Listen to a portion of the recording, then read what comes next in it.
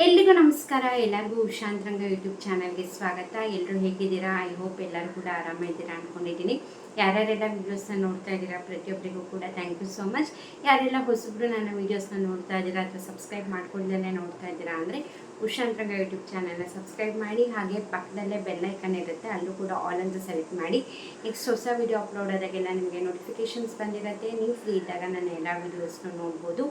ನಿಮಗೆ ನನ್ನ ಚಾನಲಲ್ಲಿ ರಾಜ್ಯ ಸರ್ಕಾರ, ಕೇಂದ್ರ ಸರ್ಕಾರದಿಂದ ಬರುವಂತಹ ಅಪ್ಡೇಟ್ಸ್ ಆಗಿರ್ಬೋದು ಅಥವಾ ಹೊಸ ಯೋಜನೆ ಬಗ್ಗೆ ಮಾಹಿತಿ ಆಗಿರ್ಬೋದು, ಪ್ರತಿಯೊಂದನ್ನು ಕೂಡ ಅಪ್ಡೇಟ್ ಮಾಡ್ತಿರ್ತೀನಿ. ಹಾಗಾಗಿ ಚಾನಲ್ನ ಸಬ್ಸ್ಕ್ರೈಬ್ ಮಾಡ್ಕೊಳ್ಳಿ. ಬನ್ನಿ ಇವತ್ತಿನ ವಿಡಿಯೋನ ಶುರು ಮಾಡೋಣ.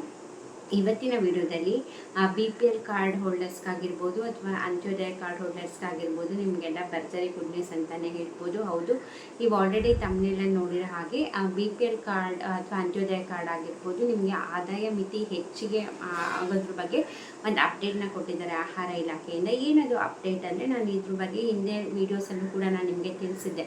ಏನಪ್ಪ ಅಂತಂದರೆ, ಇವಾಗ BPL ಕಾರ್ಡ್ ಹೋಲ್ಡರ್ ಆಗಬೇಕು, ನಿಮಗೆ ಈ ಒಂದು BPL ಕಾರ್ಡ್ ಫಲಾನುಭವಿಗಳಾಗಬೇಕು ಅಂತಂದರೆ ನಿಮ್ಮದು ಮೇನ್ ಕ್ರೈಟೀರಿಯಾ ಬಂದು ಆದಾಯದ ಮಿತಿ ವರ್ಷಕ್ಕೆ 1,20,000 ಅಥವಾ ಅದಕ್ಕಿಂತ ಒಳಗಿರಬೇಕು. ಹಂಗಿದ್ರೆ ಮಾತ್ರ ನೀವು BPL ಕಾರ್ಡ್ ಫಲಾನುಭವಿಗಳಾಗಕ್ಕೆ ಸಾಧ್ಯ. ಈ ಒಂದು ಚೇಂಜಸ್ ಮಾಡಿರೋದು 2017ನೇ ಇಸ್ವಿನಲ್ಲಿ ಈ ಒಂದು ಚೇಂಜಸ್ನ ಮಾಡಿದ್ದು. ಆಮೇಲೆ ಯಾವುದೇ ರೀತಿ ಚೇಂಜಸ್ನ ಮಾಡಿರಲಿಲ್ಲ. ಈಗ ರೇಷನ್ ಕಾರ್ಡ್ ಬಗ್ಗೆ ಏನೇ ಚೇಂಜಸ್ ಆಗಬೇಕು ಅಂತಂದರೆ ಅದರಲ್ಲಿ ಕೇಂದ್ರ ಸರ್ಕಾರದ್ದು ಕೂಡ ಒಪ್ಪಿಗೆ ಇರಬೇಕು, ರಾಜ್ಯ ಸರ್ಕಾರದ್ದು ಕೂಡ ಒಪ್ಪಿಗೆ ಇರಬೇಕು. ಯಾಕಂದರೆ ಈಗ BPL ಕಾರ್ಡ್ಗೆ ಏನೇನೆಲ್ಲ ಯೋಜನೆಗಳ ಬಗ್ಗೆ ಆಗಿರ್ಬೋದು, ಏನೇ ಅನುಕೂಲಗಳಿದ್ರು ಕೂಡ ಅದು ಎರಡು ಕಡೆಯಿಂದನೂ ಸಿಗ್ತಿರುತ್ತೆ. ಕೇಂದ್ರ ಸರ್ಕಾರದಿಂದನೂ ಕೂಡ ಸಿಗ್ತಾ ಇರುತ್ತೆ, ಹಾಗೆ ರಾಜ್ಯ ಸರ್ಕಾರದಿಂದನೂ ಸಿಗ್ತಿರುತ್ತೆ. ಹಾಗಾಗಿ ಏನೇ ಚೇಂಜಸ್ ಆಗಬೇಕಿದ್ರು ಕೂಡ ರಾಜ್ಯ ಸರ್ಕಾರದವರು ಕೂಡ ಒಪ್ಕೊಂಡಿರಬೇಕು, ಕೇಂದ್ರ ಸರ್ಕಾರದವರು ಕೂಡ ಒಪ್ಕೊಂಡಿರಬೇಕು.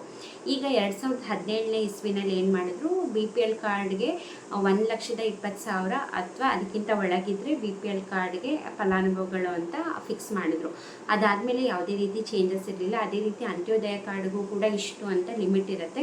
ಬಟ್ ಇವಾಗ 2026ಕ್ಕೆ ಬಂದಿದ್ದೀವಿ. ಹಾಗೆ ಕಾಸ್ಟ್ ಆಫ್ ಲಿವಿಂಗ್ ಕೂಡ ತುಂಬಾ ಜಾಸ್ತಿ ಇದೆ. ಮುಂಚೆಗೆಲ್ಲ ಕಂಪೇರ್ ಮಾಡಿದ್ರೆ ಈಗ ಪ್ರತಿಯೊಂದಕ್ಕೂ ಕೂಡ ಈಗ ಮುಂಚೆ ಕಂಪೇರ್ ಮಾಡಿದ್ರೆ ಸ್ಯಾಲ್ರಿ ಕೂಡ ಜಾಸ್ತಿ ಇದೆ, ಹಾಗೆ ಖರ್ಚು ಕೂಡ ಹಾಗೆ ಜಾಸ್ತಿ ಇದೆ. ಹಾಗಾಗಿ ಸರ್ಕಾರದವರು ಇದ್ರ ಬಗ್ಗೆ ಡಿಸ್ಕಸ್ ಮಾಡಿದ್ರು. ಅಂದರೆ ಆದಾಯ ಮಿತಿ ಹೆಚ್ಚಳ ಬಗ್ಗೆ ಇದ್ರ ಬಗ್ಗೆ ಸಚಿವ ಸಂಪುಟದಲ್ಲೂ ಕೂಡ ಡಿಸ್ಕಸ್ ಮಾಡಿದ್ರು. ಯಾಕಂದರೆ ಇವಾಗ ಸಣ್ಣ ಪುಟ್ಟ ಕೆಲಸ ಮಾಡೋರ್ಗೆ ವರ್ಷಕ್ಕೆ ಇನ್ನೂ ಜಾಸ್ತಿ ಅವರು ಆದಾಯ ತಗೊಳ್ತಾ ಇರ್ತಾರೆ. 1,20,000ಕ್ಕಿಂತ ಜಾಸ್ತಿ ಅವ್ರಿಗೆ ಇನ್ಕಮ್ ಬರ್ತಿರುತ್ತೆ.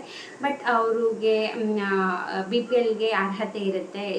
ಇವಾಗ ಮುಂಚೆ ಥರ 1,20,000 ಅಂತ ಇಟ್ಕೊಳೋದು ಬೇಡ, ಸ್ವಲ್ಪ ಜಾಸ್ತಿ ಮಾಡೋಣ, ಏರಿಕೆ ಮಾಡೋಣ. ಕಾಸ್ಟ್ ಆಫ್ ಲಿವಿಂಗ್ ಎಲ್ಲ ಜಾಸ್ತಿ ಇರೋದ್ರಿಂದ ಆದಾಯ ಮಿತಿ ಕೂಡ ಹೆಚ್ಚಿಗೆ ಮಾಡೋಣ ಅನ್ನೋದ್ರ ಬಗ್ಗೆ ಸಚಿವ ಸಂಪುಟದಲ್ಲೂ ಕೂಡ ಡಿಸ್ಕಸ್ ಆಗಿತ್ತು. ನಾನು ಆಗಲೇ ಹೇಳ್ದಂಗೆ ಇದ್ರ ಬಗ್ಗೆ ರಾಜ್ಯ ಸರ್ಕಾರದವರು ಒಂದೇ ಡಿಸಿಷನ್ ತೊಗೊಂಡು ಚೇಂಜ್ ಮಾಡೋಕ್ಕಾಗಲ್ಲ. ಕೇಂದ್ರ ಸರ್ಕಾರಕ್ಕೂ ಕೂಡ ಒಪ್ಪಿಗೆ ಬೇಕಾಗಿರೋದ್ರಿಂದ ಇವಾಗ ಅಫಿಷಿಯಲ್ ಆಗಿ ನಮ್ಮ ರಾಜ್ಯ ಸರ್ಕಾರದ ಆಹಾರ ಇಲಾಖೆಯಿಂದ ಕೇಂದ್ರ ಸರ್ಕಾರದ ಆಹಾರ ಇಲಾಖೆಗೆ ಅಫಿಷಿಯಲ್ ಆಗಿ ರಿಕ್ವೆಸ್ಟ್ ಲೆಟರ್ನ ಕಳಿಸಿದ್ದಾರೆ. ಹಿಂಗೆ ಆದಾಯ ಹೆಚ್ಚಳ ಮಿತಿ ಜಾಸ್ತಿ ಮಾಡಬೇಕು ಅಂದರೆ ಈಗ 1,20,000 ಏನಿದೆ ಇದನ್ನು 3,00,000ಕ್ಕೆ ಏರಿಕೆ ಮಾಡಬೇಕು, ಇದಕ್ಕೆ ಒಪ್ಪಿಗೆ ಕೊಡಿ ಅಂದ್ಬಿಟ್ಟು ಅಫಿಷಿಯಲ್ ಆಗಿ ಲೆಟರ್ನ ಬರೆದು ಕಳಿಸಿದ್ದಾರೆ. ಇದು ಖಂಡಿತವಾಗ್ಲೂ ಒಳ್ಳೆಯದು. ಯಾಕಂದರೆ ಇವಾಗ ನಮ್ಮ ಕರ್ನಾಟಕದಲ್ಲಿ 80% ಜನರ ಹತ್ರ BPL ಕಾರ್ಡ್ ಇದೆಯಂತೆ. ಹಂಗಾಗಿ ಕ್ಯಾನ್ಸಲೇಷನ್ ಕೂಡ ಶುರುವಾಗಿದ್ದು. ಯಾಕಪ್ಪ ಅಂತಂದರೆ ಈಗ ಎಲ್ಲ ರಾಜ್ಯದಲ್ಲೂ ಕೂಡ 50 ಅಥವಾ 50ಕ್ಕಿಂತ ಒಳಗೆ BPL ಕಾರ್ಡ್ ಇರ್ತಾರೆ. ಬಟ್ ನಮ್ಮ ಕರ್ನಾಟಕದಲ್ಲಿ ಮಾತ್ರ 80% ಜನರ ಹತ್ರ BPL ಕಾರ್ಡ್ ಇರ್ತದೆ. ನಿಜವಾಗ್ಲೂ ಅಷ್ಟು ಜನ ಇದ್ದಾರಾ? ಬಿಲೋ ಪವರ್ಟಿ ಲೈನು, ಬಡತನ ರೇಖೆಗಿಂತ ಅಷ್ಟು ಜನ ಕಮ್ಮಿ ಇದ್ದಾರಾ ಏನು? ಅಥವಾ ಜಾಸ್ತಿ ಜನ ಏನಂದರೆ ಚೆನ್ನಾಗೇ ಇನ್ಕಮ್ ಬರ್ತಿರುತ್ತೆ, ಚೆನ್ನಾಗೇ ಇರ್ತಾರೆ ಫೈನಾನ್ಷಿಯಲಿ. ಬಟ್ ಏನೇನೆಲ್ಲ ಸೌಕರ್ಯಗಳು ಕೊಟ್ಟಿದ್ದಾರೆ BPL ಕಾರ್ಡಿಗೆ ಅದು ಕೂಡ ಬೇಕು ಅಂದ್ಬಿಟ್ಟು ಫೇಕ್ ಡಾಕ್ಯುಮೆಂಟ್ಗಳನ್ನ ಕೊಟ್ಟು ಆದಾಯ ಮಿತಿ ಜಾಸ್ತಿ ಇರುತ್ತೆ, ಫೈನಾನ್ಷಿಯಲಿ ಚೆನ್ನಾಗಿ ಬ್ಯಾಂಕ್ ಬ್ಯಾಲೆನ್ಸ್ ಚೆನ್ನಾಗಿರುತ್ತೆ, ಕಾರ್ ಇರುತ್ತೆ, ಎಲ್ಲ ಇರುತ್ತೆ ಅಂದರೂ ಕೂಡ BPL ಕಾರ್ಡ್ ಮಾಡಿಸ್ಕೊಂಡು ಅದರದ್ದು ಪ್ರಯೋಜನನೆಲ್ಲ ಪಡ್ಕೋತಿರ್ತಾರೆ. ಹಾಗಾಗಿ ಕ್ಯಾನ್ಸಲೇಷನ್ ಶುರುವಾಗಿದ್ದು ಇವಾಗೂ ಕೂಡ ಕ್ಯಾನ್ಸಲೇಷನ್ ಪ್ರೋಸೆಸ್ ನಡೆಸ್ತಾನೆ ಇದ್ದಾರೆ. ಹಾಗಾಗಿ ಪ್ರತಿ ತಿಂಗಳು ಕೂಡ ಆಹಾರ ಇಲಾಖೆ ಅಫಿಷಿಯಲ್ ವೆಬ್ಸೈಟಲ್ಲಿ ಕ್ಯಾನ್ಸಲೇಷನ್ ಲಿಸ್ಟ್ನ ಕೂಡ ಬಿಡುಗಡೆ ಮಾಡ್ತಾರೆ. ಈ ಪ್ರತಿ ತಿಂಗಳು ಕೂಡ ಎಷ್ಟು ರೇಷನ್ ಕಾರ್ಡ್ಗಳು ಕ್ಯಾನ್ಸಲ್ ಆಗಿದೆ, ಯಾವ್ಯಾವ ಡಿಸ್ಟ್ರಿಕ್ಕಲ್ಲಿ ಎಷ್ಟೆಷ್ಟು ಕ್ಯಾನ್ಸಲ್ ಆಗಿದೆ, ಅವ್ರದ್ದು ಹೆಸರು, ರೇಷನ್ ಕಾರ್ಡ್ ನಂಬರ್ ಪ್ರತಿಯೊಂದನ್ನು ಕೂಡ ಪಬ್ಲಿಷ್ ಮಾಡಿರ್ತಾರೆ ಆಹಾರ ವೆಬ್ಸೈಟಲ್ಲಿ. ಸೊ ನೀವು ಅಲ್ಲಿ ಕೂಡ ಚೆಕ್ ಮಾಡ್ಬೋದು. ನಿಮ್ಮ ಕಾರ್ಡ್ ಕ್ಯಾನ್ಸಲ್ ಆಗಿದೆಯಾ ಇಲ್ಲ ಅಂತ. ಈಗ ಒಟ್ಟಿನಲ್ಲಿ ಈ ಒಂದು ಆದಾಯ ಮಿತಿ ಹೆಚ್ಚಳದ ಬಗ್ಗೆ ಕೇಂದ್ರ ಸರ್ಕಾರಕ್ಕೆ ರಿಕ್ವೆಸ್ಟ್ನ ಕಳಿಸಿದ್ದಾರೆ. ಖಂಡಿತವಾಗ್ಲೂ ಜಾಸ್ತಿ ಮಾಡೋದು ಒಳ್ಳೇದು. ಯಾಕಂದರೆ ನಾನು ಮೊದಲೇ ಹೇಳ್ದಂಗೆ ಈಗ ಸಣ್ಣ ಪುಟ್ಟ ಕೂಲಿ ಕೆಲಸ ಮಾಡೋರ್ಗೂ ಕೂಡ ಅದಕ್ಕಿಂತ ಜಾಸ್ತಿ ಆದಾಯ ಇರುತ್ತೆ. ಹಂಗೆ ನೋಡೋಕೆ ಹೋದರೆ ಯಾರಿಗೂ ಕೂಡ BPL ಕಾರ್ಡ್ ಫಲಾನುಭವಿಗಳಾಗೋಕ್ಕೆ ಆಗಲ್ಲ. ಹಾಗಾಗಿ ಕಾಸ್ಟ್ ಆಫ್ ಲಿವಿಂಗ್ ಎಲ್ಲ ಜಾಸ್ತಿ ಇರೋದು. ಹಾಗೆ 2017ರಲ್ಲಿ ಈ ಚೇಂಜಸ್ನ ಮಾಡಿರೋದು. ಇವಾಗಲೇ 2026 9 ವರ್ಷ ಆಗ್ತಾ ಬಂದಿದೆ. ಈಗ ಚೇಂಜಸ್ನ ಮಾಡೋಣ, ಅಪ್ಡೇಟ್ನ ಮಾಡೋಣ, 3 ಲಕ್ಷದವರೆಗೂ ಏರಿಕೆ ಮಾಡೋಣ ಅಂತ ರಿಕ್ವೆಸ್ಟ್ ಕಳಿಸಿದ್ದಾರೆ. BPL ಕಾರ್ಡ್ ಒಂದೇ ಅಲ್ಲ, ಇದು ಚೇಂಜ್ ಆಯಿತು ಅಂದರೆ ಆಬ್ವಿಯಸ್ಲಿ ಅಂತ್ಯೋದಯ ಕಾರ್ಡ್ ಇರೋರ್ದು ಕೂಡ ಆದಾಯ ಮಿತಿ ಹೆಚ್ಚಳ ಆಗೇ ಆಗುತ್ತೆ. ಸೊ ನೋಡಬೇಕು, ಯಾಕಂದರೆ ಇದನ್ನೆಲ್ಲ ಈಸಿಯಾಗಿ ಒಂದೇ ದಿವಸದಲ್ಲಿ ಅವ್ರು ರಿಕ್ವೆಸ್ಟ್ ಕಳೆದ ತಕ್ಷಣ ಅವ್ರು ಒಪ್ಕೊಳ್ಳಲ್ಲ. ಸೊ ಇದಕ್ಕೆ ಒಂದು ಟೇಕ್ಸ್ ಟೈಮ್, ಸ್ವಲ್ಪ ದಿನ ಬೇಕು. ಎಲ್ಲರಿಗೂ ಕೂಡ ಲೆಟರ್ ಕಳಿಸಿ ಅವ್ರ ಒಪ್ಪಿಗೆ ಕೊಟ್ಟು ಇವರು ಇದನ್ನು ಜಾರಿಗೆ ತರೋಕ್ಕೆ ಸ್ವಲ್ಪ ಟೈಮ್ ತೊಗೊಳುತ್ತೆ. ಒಟ್ಟಿನಲ್ಲಿ ಒಂದು ಸ್ಟೆಪ್ ಮುಂದೆ ಹೋಗಿದೆ. ಅಫಿಷಿಯಲ್ ಆಗಿ ಲೆಟರ್ ಕಳಿಸಿದ್ದಾರೆ ಕೇಂದ್ರ ಸರ್ಕಾರಕ್ಕೆ.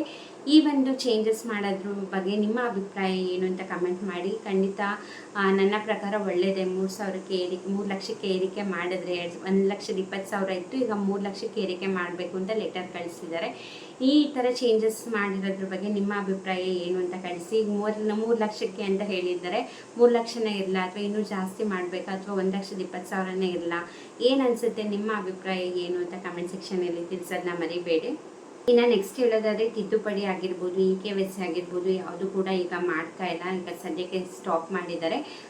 ತಿದ್ದುಪಡಿ ಅಥವಾ EKYC ಮಾಡ್ತಾ ಇದ್ರು, ಬಟ್ ಇವಾಗ ಎಲೆಕ್ಷನ್ಸ್ ಎಲ್ಲ, ಉಪಚುನಾವಣೆ ಎಲ್ಲ ಬಂದಿದ್ದರಿಂದ ಅದನ್ನ ಸ್ಟಾಪ್ ಮಾಡಿದ್ದಾರೆ. ಇವಾಗ ಯಾವುದು ಕೂಡ ಇಲ್ಲ. ತಿದ್ದುಪಡಿ ಆಗಿರ್ಬೋದು, EKYC ಆಗಿರ್ಬೋದು. ಹಾಗೆ ಏಪ್ರಿಲ್ ತಿಂಗಳಲ್ಲಿ ಹೊಸ ರೇಷನ್ ಕಾರ್ಡ್ ಅಂದರೆ ಜನರಲ್ ಕ್ಯಾಟಗರಿಯವರಿಗೆ ಅವಕಾಶ ಕೊಡ್ತೀವಿ ಅಂತ ಹೇಳಿದರು.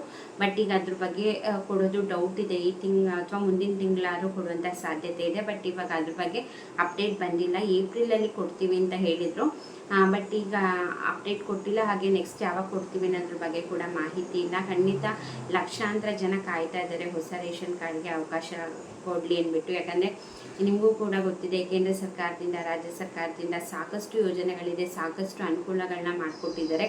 ಹಾಗಾಗಿ BPL ಕಾರ್ಡಿಗೆ ಅಪ್ಲೈ ಮಾಡಬೇಕು ಅಂತ ತುಂಬ ಜನ ಕಾಯ್ತಾ ಇದ್ದೀರಾ, ಗೊತ್ತು ನನಗೆ. ಬಟ್ ಇನ್ನೂ ಕೂಡ ಅವಕಾಶ ಕೊಡ್ತಾ ಇಲ್ಲ. ಖಂಡಿತ ಅದ್ರ ಬಗ್ಗೆ ಅಪ್ಡೇಟ್ ಬಂದ ಕೂಡಲೇ ನಾನು ನಿಮಗೆ ವಿಡಿಯೋ ಮಾಡಿ ತಿಳಿಸ್ತೀನಿ. ನೀವು ಯಾವುದೇ ರೀತಿಯಾಗಿ ಡಾಕ್ಯುಮೆಂಟ್ನೆಲ್ಲ ರೆಡಿ ಮಾಡಿ ಇಟ್ಕೊಳ್ಳಿ, ಒಂದು ಕಡೆ ಇಟ್ಟಿರಿ. ನಿಮ್ಮ ರೇಷನ್ ಕಾರ್ಡ್ಗೆ ಅಪ್ಲೈ ಮಾಡೋಕ್ಕೆ ಏನೇನೆಲ್ಲ ಡಾಕ್ಯುಮೆಂಟ್ ಬೇಕು, ಯಾರ್ದೆಲ್ಲ ಹೆಸರು ಸೇರಿಸ್ಬೇಕಂತಿದ್ದೀರಾ, ಆಧಾರ್ ಕಾರ್ಡ್ ಆಗಿರ್ಬೋದು ಅಥವಾ ಅಡ್ರೆಸ್ ಪ್ರೂಫ್ ಆಗಿರ್ಬೋದು, ಫೋಟೋಸ್ ಆಗಿರ್ಬೋದು, ಬರ್ತ್ ಸರ್ಟಿಫಿಕೇಟ್ ಆಗಿರ್ಬೋದು, ಅಥವಾ ಏನೇ ಇದ್ರೂ ಕೂಡ ನೀವು ಡಾಕ್ಯುಮೆಂಟ್ನ ರೆಡಿ ಮಾಡಿ ಇಟ್ಕೊಳ್ಳಿ. ಖಂಡಿತ ನಾನು ನಿಮಗೆ ವಿಡಿಯೋ ಮಾಡಿ ತಿಳಿಸ್ತೀನಿ. ಯಾವಾಗೆಲ್ಲ ಅನೌನ್ಸ್ ಮಾಡ್ತಾರೆ ಖಂಡಿತ ವಿಡಿಯೋ ಮಾಡ್ತೀನಿ. ಹಾಗಾಗಿ ಚಾನಲ್ನ ಸಬ್ಸ್ಕ್ರೈಬ್ ಮಾಡಿ, ಬೆಲ್ ಐಕನಲ್ಲೂ ಕೂಡ ಆಲ್ ಅಂತ ಸೆಲೆಕ್ಟ್ ಮಾಡಿ, ಆವಾಗ ನೋಟಿಫಿಕೇಷನ್ಸ್ ಬರುತ್ತೆ. ನಿಮ್ಮ ಫ್ರೀ ಟೈಮಲ್ಲಿ ನನ್ನ ವೀಡಿಯೋಸ್ನ ನೋಡ್ಬೋದು. ವಿಡಿಯೋ ಇಷ್ಟ ಆದರೆ ಲೈಕ್ ಮಾಡಿ, ನಿಮ್ಮ ಅನಿಸಿಕೆ ಅಭಿಪ್ರಾಯನ ಕಮೆಂಟ್ ಸೆಕ್ಷನಲ್ಲಿ ತಿಳಿಸೋದನ್ನ ಮರಿಬೇಡಿ. ಇಷ್ಟೊತ್ತು ವಿಡಿಯೋ ನೋಡಿದ್ದಕ್ಕೆ ಥ್ಯಾಂಕ್ ಯು ಸೊ ಮಚ್. ನಮಸ್ಕಾರ.